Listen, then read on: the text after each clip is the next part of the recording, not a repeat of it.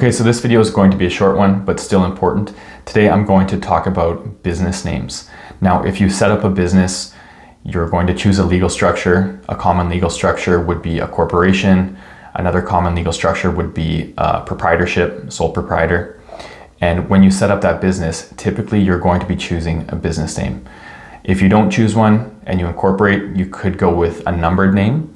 Or if you're going with the sole proprietor as a legal structure, you could actually just operate that under your personal legal name. However, most businesses are going to use a business name. And if you want to advertise using a business name, then you do have to have that registered, at least in Saskatchewan and most jurisdictions that I'm aware of. So now you can register that business name right when you start the business, or you can do that a little bit later. Maybe you start a corporation with just a numbered name because you're not really sure what you want to call your business, and then later you register a name to it. That's fine. And you can actually register multiple names to corporations and multiple names to sole proprietorships. So those business names need to be tied to a legal entity either being a human or a corporation. But as I said, once you have that legal entity, you can register multiple business names to it. So for example, I'm a human legal entity. My name is Josh Buchanan, and I've registered Magnaltis Consulting as a business name tied to myself. Now, if I wanted to, I could also have, like Magnaltis Photography or Magnaltis Cleaning or Magnaltis Web Design as separate business names that are registered, that are tied to me, the human entity, and that's fine.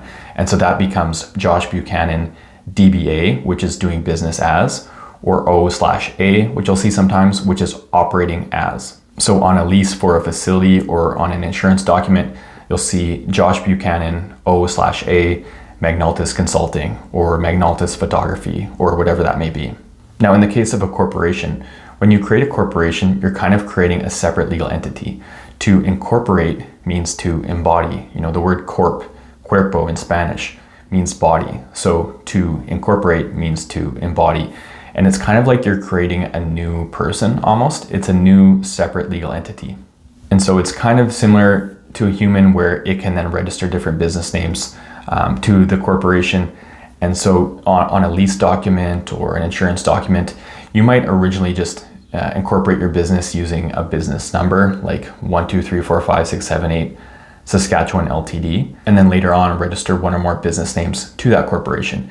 And so in the case that you're leasing, a commercial space under that numbered corp and you want to use it for one of the business names registered to that corp, what the lease document would say is, 1234567 Saskatchewan LTD, DBA or OA as whatever your business name is, Magnaltis Consulting if I were to incorporate. So that's basically what DBA or O/A means. It just means a legal entity, which again is a corporation or a human, doing business under a specific registered name.